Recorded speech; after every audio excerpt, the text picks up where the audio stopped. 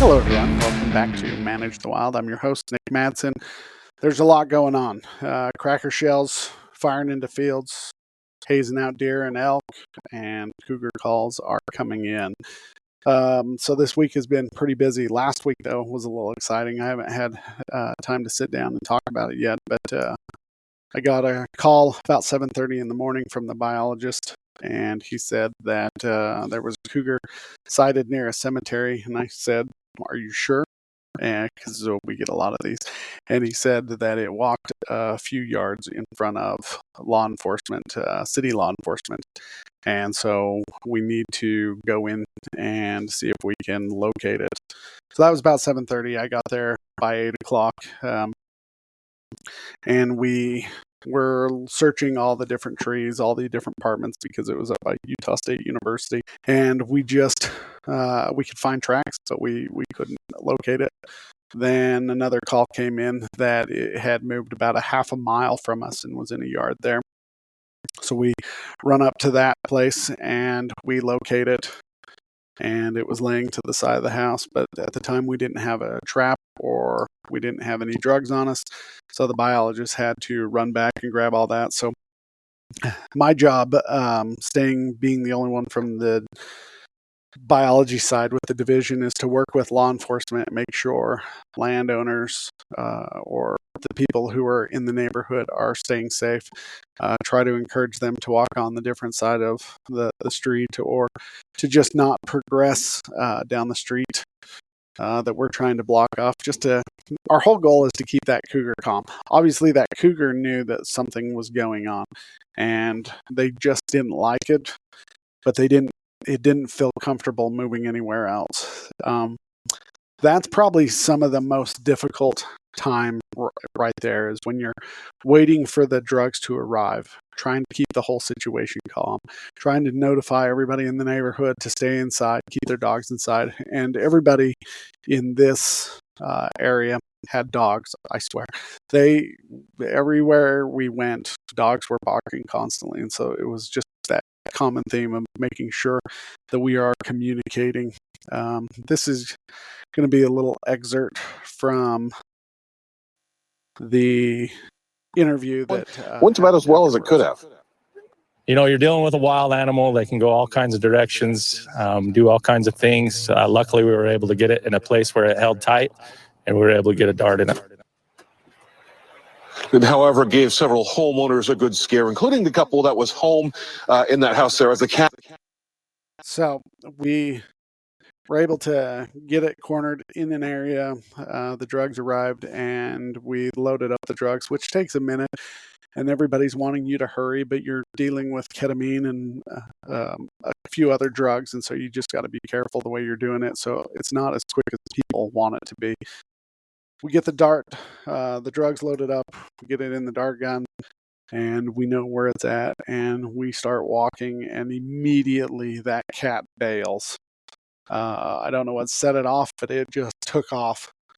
And so you're working with law enforcement, you're working with homeowners, and you're trying to observe. We ended up bringing in a houndsman in this case, just because if we did lose the cougar, we wanted to be able to find it, because obviously it's in a location that we were concerned about. So we moved. We get a call from law enforcement that it's moved just another block over. We get it, and we get the shot set up the way we want it. We can see the cougar down an alleyway. It can see us. And that's when it starts getting more chaotic, because we're trying to pick out a location. The biologist needs to dart it. We're trying to pick out a location. And everybody in the background is looking down the alley, and they can see this cougar. You don't want to overshoot it. You don't want to undershoot it. And sometimes these guns are a little finicky if you don't have the yards correctly. And we had a couple of big cameras, so they're all watching this situation play out. But we had a division of a wildlife officer there, as well as the biologist and myself. And we were able to find a good alley to shoot through. Sam was able to peek around the house where he could see the back part of the body of the cougar, and the cougar couldn't see him. And he ended up making, a 20-yard shot. We were able to dart it. It ended up being about a 90 to 110 10-pound female. With looking at the teeth and the way everything looked, she was about between 2 and 3 years old. She hasn't been kicked off for that long, and she just wandered down near Utah State with a mule deer just looking for food. And so that always gives people a good scare. It gets real chaotic once you dart an animal like that. Everybody wants to rush in, and so your whole goal um, is to keep people as calm as possible. One, when that dart hit, people start pushing forward. You want to make sure that that animal is actually going to sleep. So not only do you got to secure the drugs, you got to secure the gun, and then you have to start to try and secure the scene, because law enforcement, not from the division, but from city law enforcement and other law enforcement, are really curious because it's not something they deal with on just an everyday type scenario. So they really want to get in there and they want to get their pictures. And then you've got the owner of the house that we darted in. He wants to go out there and take his pictures. And then you've got the neighbors coming up and down the street, and the ones who have been following us, and then the media that's been following you the whole way, and they're wanting to get in. And so it just creates a really hectic scene after it is darted. Most people think it's during the darting, but for me, oftentimes the situation gets real chaotic once the animal is darted, because then everybody feels safe and comfortable and they can come forward. So we were able to, we ended up having to use my code. We didn't have a stretcher for the Cougar, and so we didn't want to carry it just looking like we had just shot it and killed it. So I took off my raincoat, and we used, because my coat's big enough, because I'm big enough, and we used my coat and we brought it to the barrel trap, and we were able to put it in the barrel trap, and we took it to a different facility to be able to do a health assessment on it. The one thing that's interesting, that's a previous departure from what we used to do, is when you would dart a cougar, you would hurry and go in and you would immediately try to reverse it. And when these cats were coming out of the MCAT, is what they call it, it's medetomidine and ketamine, they were kind of like droopy and bobbing back and forth, and they weren't really with it for quite a while. What we found out since they first started doing this with that mixture is you got to wait about a half hour before you reverse it. What was happening is we were reversing the drugs, but it hadn't fully been taken into the system yet. So the drugs hadn't been fully brought into the system, and it was fighting the drugs that we were trying to reverse. This one, we took it to a facility behind a gated area so we could do a health assessment on the Cougar.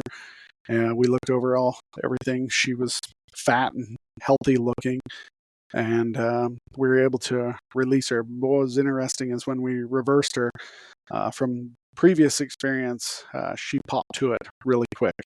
And she did at first have a little bit of that head bob, but then after about 5 minutes out of the reversal, she was up and looking around and fully aware. And so we had a crazy situation turn out to be a pretty good situation, and everything went well. The other challenge that comes from this situation that people don't often hear about is once we get a cougar call like this in an area that it was in, with a lot of houses and neighborhoods, and we ended up putting 2 elementary schools on lockdown and the Utah State University on their blue notification where they send out that a mountain lion was running across campus.